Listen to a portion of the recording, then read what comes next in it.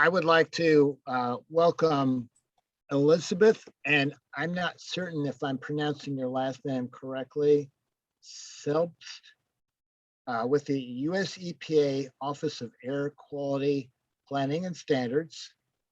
And her responsibilities is to monitor and analyze EHS regulatory activities at all domestic and some international government levels.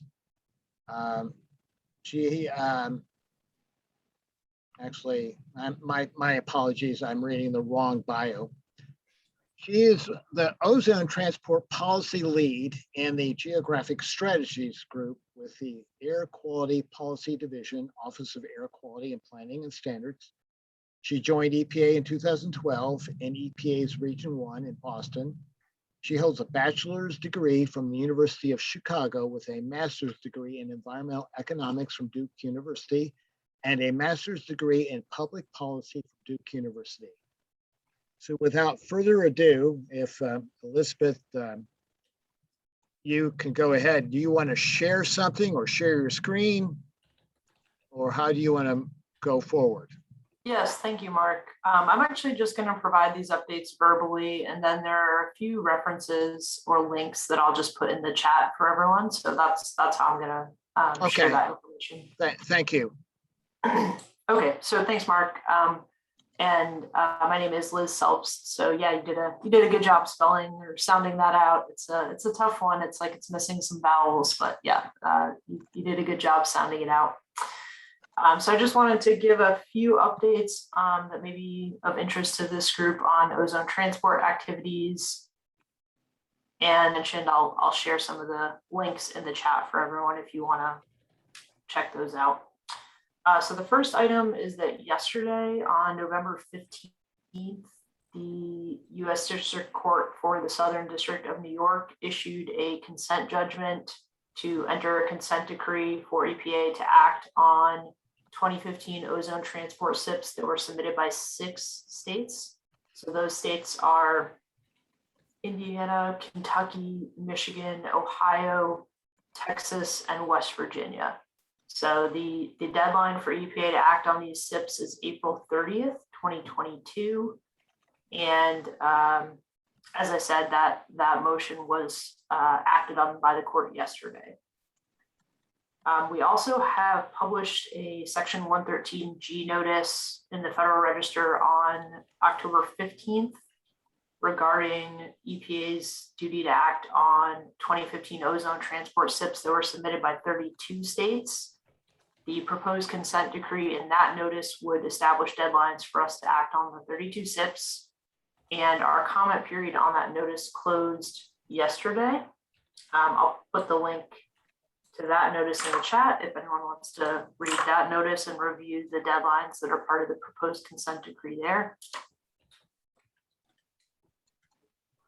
Another item for this group, we released a emissions modeling platform. That's the 2016 V2 platform. And this platform would be used to support any analytic needs for future rulemakings.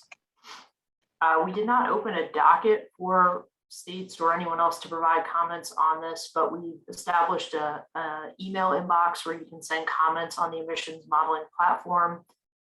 I believe we've requested that anyone send comments on this by December 17th. So I'll put the link in the chat where you can view the information we put on the website, as well as a technical support document that we've also published for the emissions modeling platform. Put that in the chat. And the last update I was going to share, we held a webinar on the environmental justice impacts of ozone transport on October 16th. There is a recording that we made available of this webinar. It's too large for us to distribute by email, but if anyone is interested in getting access to that recording, you can contact me and I'll put you in touch with the person who's facilitating website access for folks to listen to that recording. And there's also a docket. This is a non-regulatory docket that we opened associated with that webinar. That docket allows anyone to provide comments on that topic, on the environmental justice considerations of ozone transport. That docket will be open until November 26th. So just 10 more days to provide comments on that topic. And I will put the docket ID in the chat. You can access this docket on regulations.gov.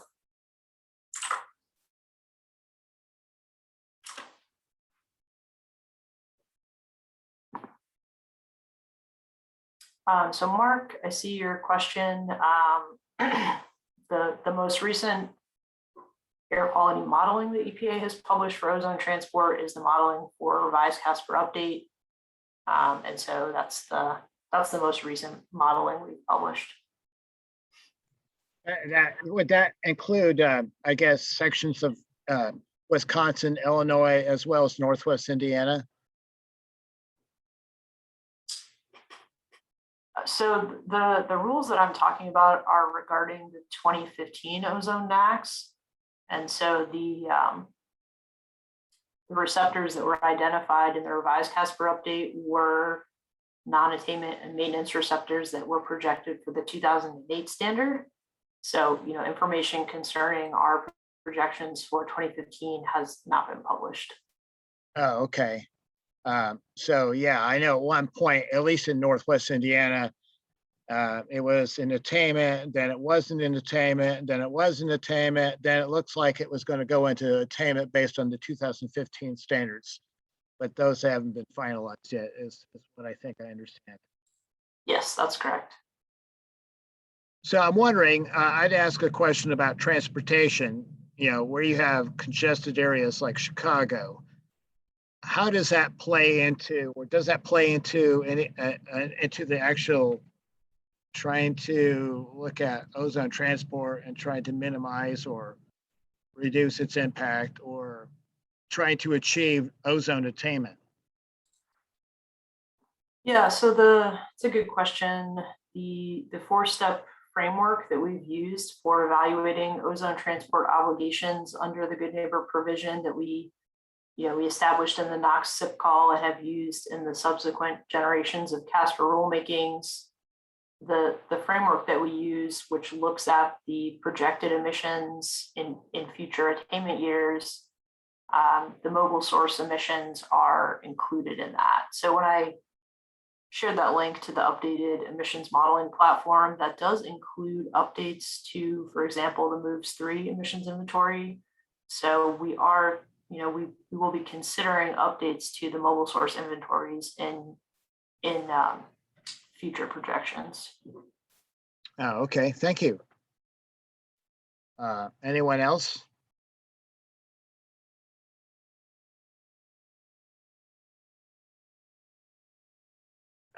So will this rulemaking have any impacts on future RAC rulemakings?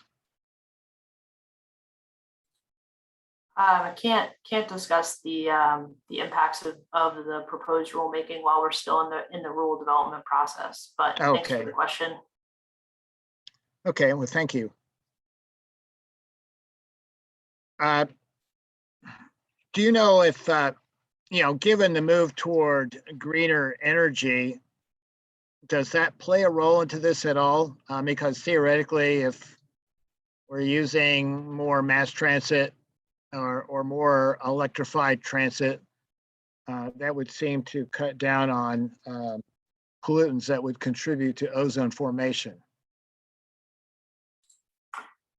Yeah, so similar to the question about mobile inventories, on the books regulations, planned information about sources that are converting their fuel source to other types, anything like that is being factored into the projections through the emissions inventory. So EPA uses all of the information that is available to the agency about planned and future retirements, as well as any on the books rules at the state level when we are evaluating transport SIPs that have been submitted by the states.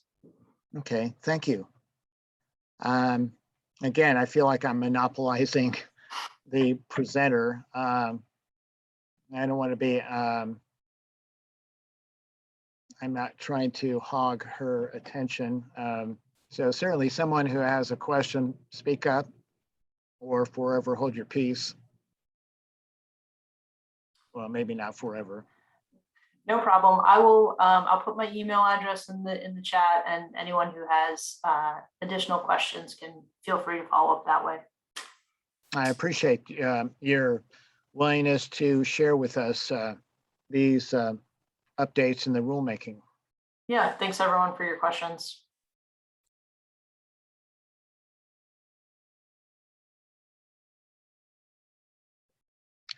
Well, if that's it, again, thank you, Elizabeth, and thank you, Gary, and thank you, Marcy. And tentatively right now, it looks like we may have a call in December, but maybe more of a discussion type call. So no specific topic, although there are questions about there's some potential rulemaking changes affecting 40 CFR 63.6H, and then I think the dry cleaner niche app was a subpart M, I think. So I may inquire with Rhonda if she has anything she could possibly share. It may be a little bit early on that. Otherwise, we may just have an open forum and just talk about whatever's important at the time. So right now, it seems like we will have a call the third Tuesday of next month at 2 p.m. Eastern Daylight Time.